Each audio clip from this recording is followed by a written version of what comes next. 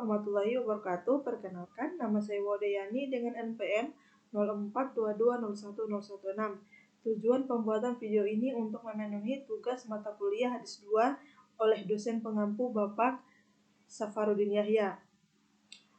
Pada video kali ini saya akan menjelaskan tentang apa itu hadis sahih, hadis hasan, dan hadis dhaif. Langsung saja, yang pertama saya ingin menjelaskan hadis sahih.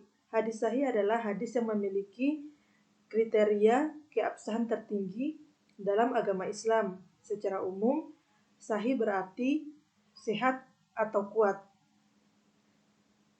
Hal ini mengacu pada hadis yang memiliki rantai periwayat yang tersambung dan diriwayatkan oleh perawi yang kuat dalam hafalan dan penulisan, serta tidak ada keanehan dan cacat yang dapat merusak keabsahan hadis.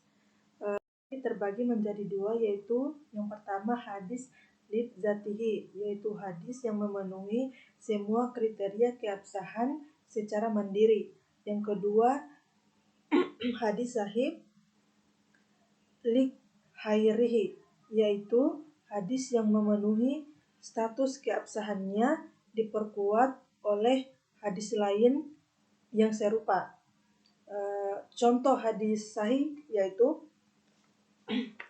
Yahya bin Yahya telah menceritakan kepada kami.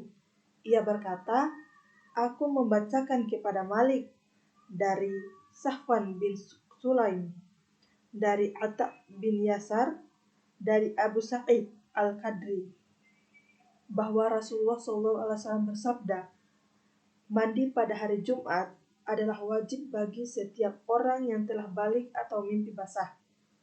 Itu hadis hasan. Hadis hasan adalah tingkatan hadis yang berada di bawah hadis sahih. Walaupun berada di bawah tingkatan hadis sahih, tetapi hadis hasan mempunyai derajat keabsahan yang baik. Menurut Imam Tirmidzi, hadis hasan yaitu hadis yang tidak berisi informasi yang bohong dan tidak bertentangan dengan hadis lain, dan tidak pula bertentangan dengan Al-Quran, serta informasinya tidak kabur. Selain itu, hadis hasan juga mempunyai lebih dari satu sanad. Contohnya, saya akan bacakan dari Ibnu Umar, dari Muhammad bin Al-Mutsanna, dari Muhammad bin Abi Adi, dari Muhammad bin Amr, dari Ibnu Syihab, dari Urwah bin Az-Zubair, dari Fatimah binti Abi Hubayb, bahwasanya ia mengalami istidhadah. Kemudian Nabi Muhammad SAW bersabda, darah haid itu kehitaman, sudah dikenal. Jika darahnya seperti itu, janganlah melakukan sholat. Jika ciri darahnya tidak seperti itu, berwudulah dan sholatlah, karena itu adalah urat atau yang terluka. Hadis riwayat Abu Daud. Yang ketiga yaitu hadis dhaif. Hadis dhaif adalah hadis yang lemah. Dalam istilah hadis, hadis dhaif mengacu pada hadis yang tidak memiliki syarat-syarat untuk menjadi hadis hasan dan hadis sahih. Hadis dhaif biasa atau sering juga disebut dengan hadis mardud atau hadis yang ditolak.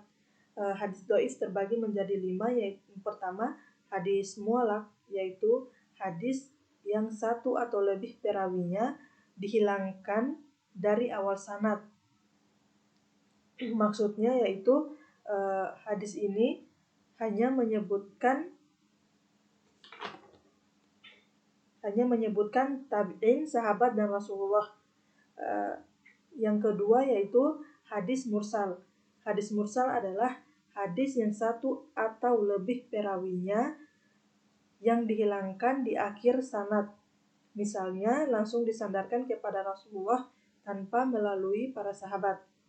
Yang ketiga yaitu hadis munqati, yaitu satu atau lebih perawi yang dihilangkan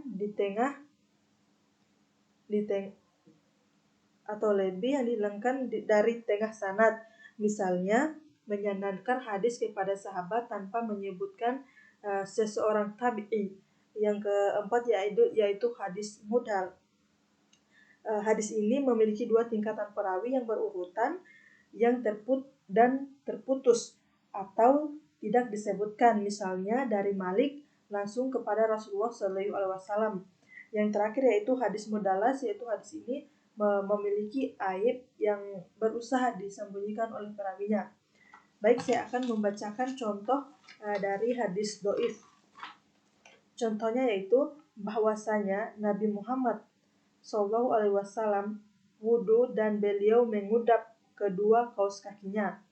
Hadis ini dikatakan doif karena diriwayatkan dari Abu Qais Al-Audi, seorang perawi yang masih dipersoalkan. Baik, itu saja pembahasan dari saya. Bila ada kata yang tidak dapat dimengerti, itu adalah dari diri saya sendiri.